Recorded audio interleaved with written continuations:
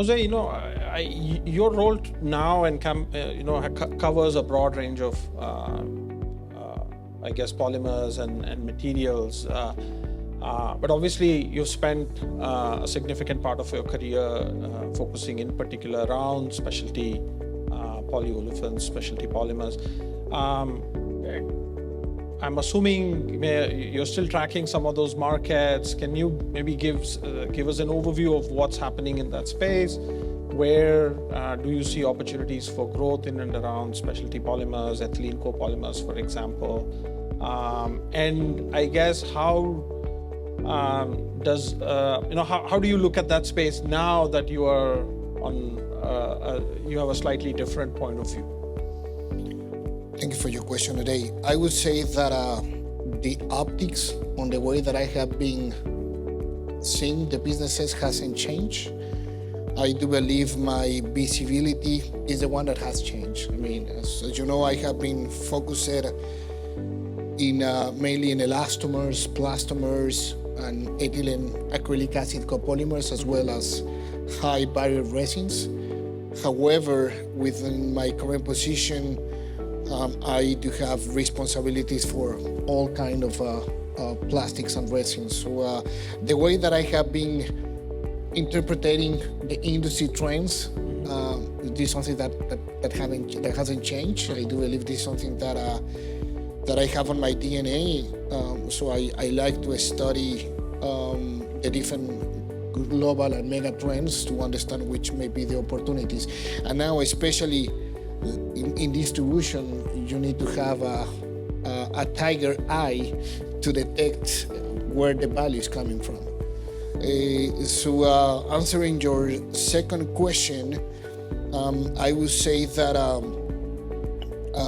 one of the questions that you have in the previous panel is one of the industry that has been affected is building and construction. I do believe the factors of high inflation, this is something that has affected this industry, and therefore all the products, polymers that are going into building and construction. I do believe that is moving back to the previous levels, but it's still on the downside. I would say that automotive, as you have said, is moving ahead. I mean, one of our main suppliers told us, I mean, the electrical vehicles, they used to have, I mean, the consumption of wire and cables in fuel cars is 1 kilo, when the wire and cable consumption in electrical vehicles is going to be 5 kilos. So this is the kind of opportunities that we are assessing for specialty polyolefins, for example. In other copolymers or ethylene acrylic acid copolymers, I would say that the industry has been affected after the winter storm. So the consumption of these products has changed significantly due to these reasons. I mean, we have been seeing products taking share from others, but I mean, flexible packaging continues to be the driver or the majority of the specialty plastics. Medical packaging is a very important market segment for this kind of chemistries. So this is something that continues to be a strong market. And there are a lot of innovation moving forward on behalf of the electrical batteries. I mean, ethylene acrylic copolymers are being used to produce emulsions that are going to adhesives that are being used to the production of solar panels. So this is another very important sector for these particular unique products. But there are other opportunities. I mean, plastics, they have been trying to replace metal. So they have been very successful in doing that. And now in my new job, I have been discovering that are other companies that are working very heavily in replacing aerosol metal cans, for example.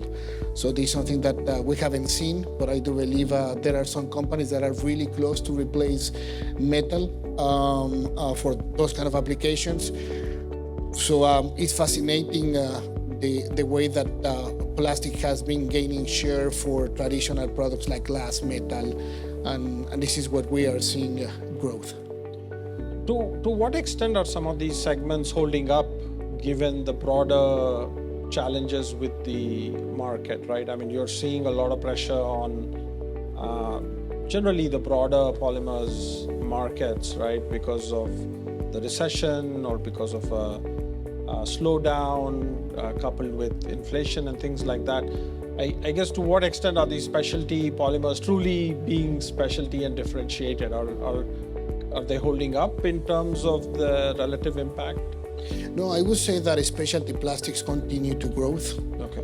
I would say that is based on the fact that packaging is getting more sophisticated. The consumer demands are getting sophisticated. I mean, barrier properties.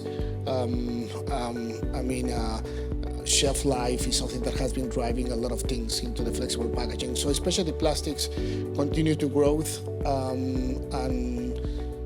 and of course we have been seeing pitfalls in other market segments, but it's just a matter of time.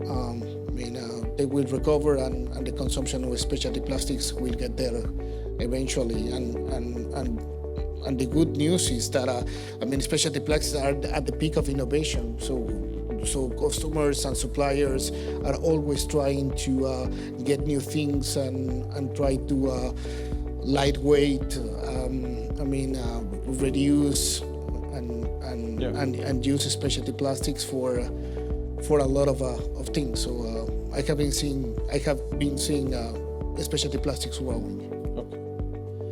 Jose, Mathiesen has a strong presence in Latin America. You've had a lot of experience in those markets, but also in North America. When you look at, I guess, these two regions, what are some of the big differences that you see in polymer markets?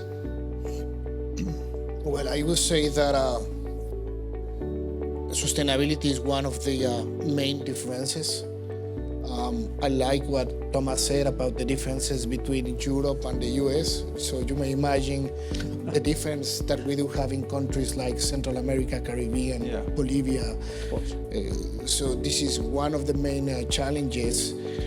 But we as industry sponsors are responsible to move those solutions in every single part of the world. So Mathiesen is doing that. So another difference is that every single country within Latin America has their own political problems, political instability, financial risks associated. So the way to do business, perhaps in Europe or the US, is completely different than the way of doing business in Latin America or Africa or perhaps in Southeast Asia. So you need to have the market knowledge, the market expertise, the right people, the right resources, the right distribution network to supply and fulfill the needs of those customers. Another difference that I do see is the economies of scale. We have been talking about global customers, global accounts, and in Latin America there are still several family-owned companies that are competing with bigger flexible packaging or bigger building and construction companies like the ones that you show in one of your slides. The ones that produce high pressure pipes or PVC pipes. There are still a lot of family-owned or regional players. So this is another difference that I do see between the markets. Another thing is that from the capacity standpoint of view, you have a large capacity here in the US, and in Latin America, as you have said, is a net importer of specialties, polyolefins, styrenics. You need to have a very good market thermometer on what to do, especially in distribution. You have said that China is becoming a net importer, so now we are seeing a lot of Korean companies trying to sell into Latin America because they used to be selling a lot of product into China, for example.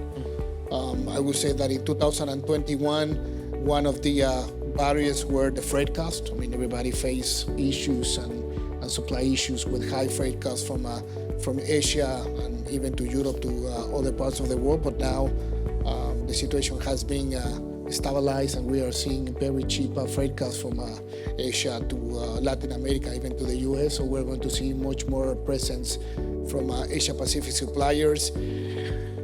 And you know, I mean, Latin America perhaps is not as sophisticated than the US or Europe. So price is king. So if they can switch one producer to another for a penny, they will do it. So these are the kind of things that are different from one region to another. That's helpful. So a slightly different take on the same question, though, Srini, for you, right? So you are now building or expanding this plant in Thailand on PLA, right? Like, what is the relative receptiveness for PLA or more broadly bio-based plastics in, say, Asia versus, say, North America?